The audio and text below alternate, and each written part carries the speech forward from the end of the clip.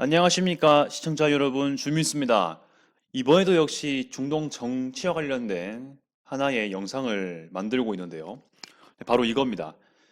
지금 계속 우크라이나 전쟁 관련해서 하루하루가 달라지고 시간 분마다 달라지는 이 전황 속에서 시리아 시민들이 우리 그 유명한 타임지 언급이 됩니다. 네, 어떤 소식인지를 좀 알려드리도록 하겠습니다. 시리아 시민들도 우크라이나 전쟁에서의 어떤 도움을 위한 행동에 나서는 그런 모습들을 보이고 있습니다. 어떤 내용인지 보도록 하겠습니다. 네, 시리아는 여러분 아시겠지만요, 아랍에의 시리아 내전, 지금 거의 11년 동안 지속되고 있는 이 장기적이고 인명 피해가 정말 수없이 많은 그런 전쟁과 관련된 아주 깊은 상처가 있는 나라인데요. 이 나라에는 지금 러시아군과 이란군이 현재 좀 주둔해 있죠. 이 전국 안정을 위해서 그렇게 되고 있습니다. 시리아의 그 현 정부인 아사드 정부, 이 정부에 같이 도움을 주고 있고 서로 협력하고 있죠. 사실 근데 첫 화면에서 지금 이거는 시리아 정부의 국기죠. 하지만 여기서 제가 거론하고 싶은 거는 이 정부군의 도움이라기보단 시리아 시민, 특히 이제 반정부 세력도 좀 포함되어 있습니다. 네, 그런 얘기에 좀 조명이 될 것 같아요. 네, 첫 소개할 단체는 화이트 헬멧입니다. 네, 사실 저도 이 단체를 이것을 보고 처음 알았는데요. 지금 이 오른쪽에 보시면은 이 마크입니다. 네, 화이트 헬멧의 마크고요. 요 것만 좀 읽어보겠습니다. 아티파 마다니 알수리윤, 이렇게 되어 있습니다. 이것은 뭐 화이트 헬멧을 직역하면 화이트 헬멧은 아니에요. 시리아 민방위대라는 뜻인데요. 이게 디펜스입니다. 이게 방어한다는 뜻이고요. 이거는 도시의 civil, 네, 그것의 의미를 가지고 있고요. 마다니 이렇게 돼 있고 아수리윤, 이거는 시리안, 시리아인의 이런 뜻을 가지고 있습니다. 그래서 시리아 시민의 어떤 민방위, 뭐 어떤 디펜스, 뭐 이런 거를 나타내는 건데요. 아무튼 아랍어 한번 언급을 했고요. 그럼 이 시리아 민방위대가 뭔지를 좀 알아야 되겠습니다. 대충. 일단은 시민들이 조직한 자율 조직이고요. 어떤 군대 산하 단체 같은 개념은 아닙니다. NGO 느낌이 있고요. 메이데이 레스큐의 그 네덜란드에서 만들어진 단체가 있는데요. 여기에 제휴가 지금 되어 있습니다. 네, 이 알살레라는 인물이 리더로서 활동하고 있고요. 주 임무는 그 시리아에도 역시 엄청나게 많은 폭격들이 있지 않습니까? 시리아 정부군도 있지만은 특히 러시아군에 의한 폭격과 파괴도 꽤 있다라는 게 여러 언론으로서 전해지고 있는데요. 아무튼 그런 피해를 입은 지역들의 생존자들을 그 폐허로부터 구출하고 이제 구조하는 그런 역할을 수행하고 있습니다. 예, 근데 이 11년간 내전에서요, 자원봉사자 252명이 사망했다라고 전해지고 있습니다. 근데 대부분 러시아 공습에 의해 사망했다라고 이 타임지에서 3월 3일 날, 현지 시각으로 3월 3일 날 전해지고 있습니다. 이렇게 해서 화이트 헬멧에 대한 개요를 좀 말씀드렸고요. 이것도 역시 타임지에 있던 그 기사 내용을 번역을 해서 가져왔습니다. 제가. 화이트 헬멧의 어떤 스테이트먼트, 성명을 좀 내놓은 게 있는데요. 우크라이나 침공 2일 전에 남긴 겁니다. 우크라이나인을 향한 러시아의 모든 공격 행위를 가장 강력한 terms, 이 조건, 이런 범위에서 개탄하고 있다라고 입장을 밝혔습니다. 지금 보시면 침공이 지금 발생하기 직전이지 않습니까? 아마 뭐 여러분도 예상을 했을 수도 있고 뭐 전 세계인도 예상했을 수 있겠지만 뭐 사실 침공 전에 정말 침공할까? 이런 생각을 되게 많이 했지 않습니까? 다들. 그렇지만 이렇게 이러한 단체들을 포함한 일부 시민 단체라든지 어떤 사람들은 이렇게 공격을 할 가능성이 높은 것들을 바라봤을 것이고, 특히 2014년에 이미 전쟁을 했던 이력도 있지 않습니까? 어떤 여러 가지 전반적인 뭐 러시아가 우크라이나 쪽으로 행했던 어, 여러 가지 행위들을 아주 규탄을 심하게, 아주 개탄을 강하게 하고 있는 모습이라고 볼 수 있습니다. 시리아인들을 대상으로 실험한 무기들이 이제는 우크라이나인들을 향해 이 대항에 쓸 것이라는 점이 대단히 고통스러운 점이라고 화이트 헬멧이 성명을 남기고 있습니다. 분명히 시리아 시민들의 그런 시리아인들에게 도움을 주는 단체인데, 지금 우크라이나에게도 관심을 주고 있다는 점, 좀 한번 시사해 볼 만한 점이죠. 지금 우크라이나와 시리아 둘 다 아주 참혹한 폐허가 많이 생기고 있고, 무고한 시민들이 사망하고 있고, 그리고 엄청난 또 피해를 입고 있죠. 그런데 공통적으로 러시아에 의한 공습에 의한 요인이 강하다는 것을 같이 조명해주고 있습니다. 아무튼 또 볼 부분은요. 시리아인들을 대상으로 실험한 무기라고 이렇게 표현했는데요. 뭐 사실상 러시아군이 이제 그 반정부군, 그러니까 시리아 반정부군을 소탕하기 위해서 도시들을 많이 폭격을 했죠. 예, 그런 것으로 인해 가지고 무고한 시리아인들도 많이 사망을 했는데, 그때 쓰였던 무기들이 우크라이나에 그대로 쓰이고 있다라는 거, 쓰일 것이라는 거, 그런 전망을 하는 점에서 좀 이렇게 단할점이라고 얘기를 같이 하고 있는 것 같습니다. 근데 좀 대단한 거는 침공 2일 전에 성명을 남겼다라는 게 좀 눈여겨볼 만한 부분이죠. 선견지명이 있었는지 모르겠지만 아무튼 그런 안목이 있었다는 게 참 신기합니다. 하이트 헬멧뿐만이 아니고요. 이게 시리안 아카이브라는 어떠한 단체의 또 활동도 있는데요.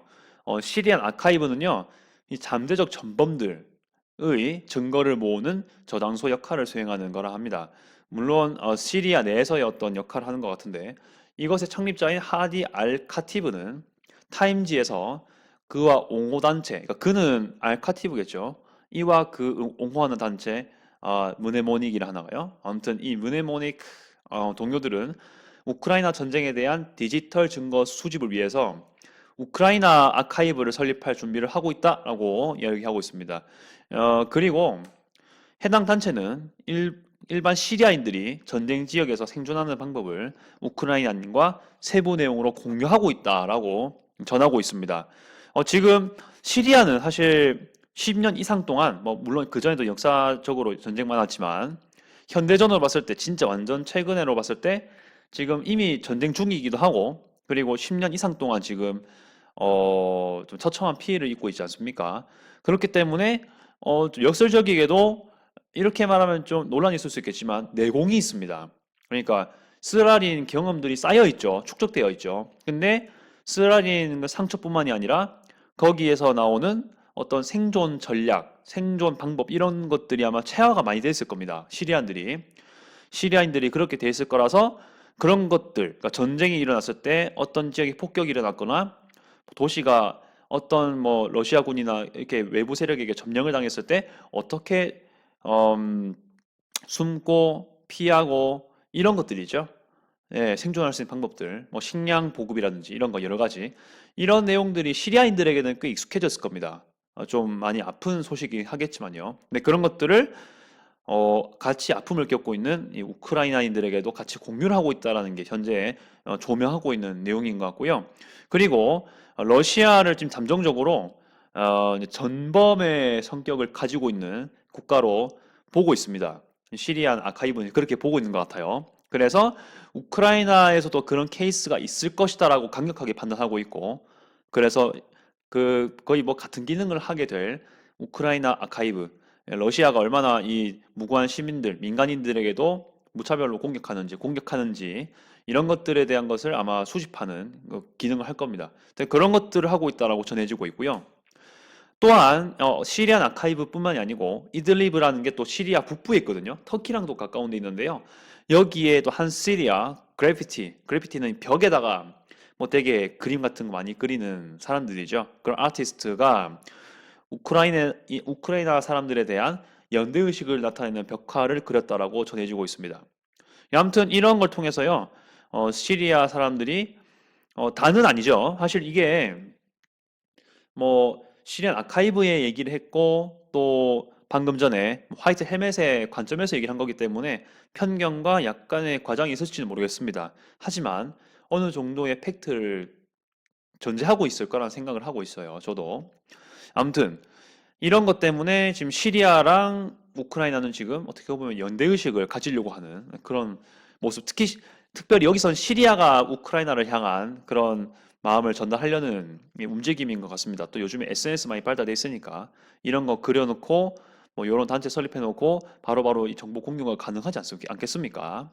네, 그런 것들을 보여주고 있습니다.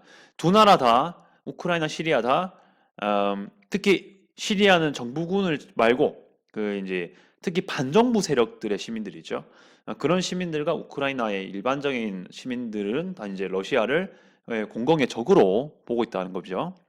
네, 다시 말씀드리지만 모든 시리아인이 이렇게 하는 건 아닐 수 있다라는 것을 알려드립니다. 근데 이렇게 나타나는 걸 보면은 상당히 특히 반정부 세력을 중심으로 이런 시민들이 러시아에 대한 감정이 안 좋은 부분이 많다라는 걸 알 수 있을 것 같아요. 자, 그리고 또 그 기사의 연속으로요. 시리아 공격의 방식과 동일하냐 이렇게 지금 의문을 제기하고 있습니다. 알살레 아까 그 이제 화이트 헬멧 그 창시자죠. 예, 기억에 의하면 우크라이나 내에서의 집속탄 사용은 알레포 외곽 시골 지역의 시리아 병원에서 자행된 것과 흡사하다. 그는 거기서 발생됐던 한 장면은 거의 잊기가 어렵다라고 말했고 다마스커스, 홈스, 이들리브 지역에서도 역시 그러하다라고 덧붙였습니다. 일단 이까지 볼게요. 예, 집속탄은 저도 그냥 사실 몰랐는데 저 무기 잘 몰라가지고요. 그냥 좀 찾아보니까 제일 중요한 건 대부분 국가에서 거의 뭐 사실상 국제법상으로 국제적으로 인정이 된 거죠. 이 무기는 사용하지 마라. 이렇게 금지된 무기라고 볼 수가 있습니다. 왜 그러냐면은 일단 공중에서 이걸 발사하면 이 집속탄 안에 있던 지금 마우스가 지금 움직이고 있습니다. 엄청나게 많은 파편들, 이 소형 폭탄들이 공중에서 흩어집니다. 그래서 사실 공중에서 이렇게 떨어지면요. 한 지점에만 떨어질 수가 없잖아요. 수백 개, 수십 개의 그 파편들, 소형 폭탄들이 있는데요. 일정한 범위를 두고 곳곳에 파파파파파파파파파파파 폭탄이 터지겠지 않겠습니까? 보통 이제 AP 통신에 따르면은 유효 반경이 최대 45m까지, 최소 10m부터 45m까지 간다고 합니다. 어떠한 일정 타겟을 한다기보단 어떤 특정한 범위 내에서 그 범위 내에 있는 세력들을 어떤 군사 시설이라든지 군력 군사력이라고 하죠. 그런 것들을 모두 소탕시키는 목적이라고 합니다. 파괴력이 매우 크고 대규모 살상 무기의 성격을 지니고 있기 때문에 이게 집속탄 하나가 이렇게 되는 거니까요.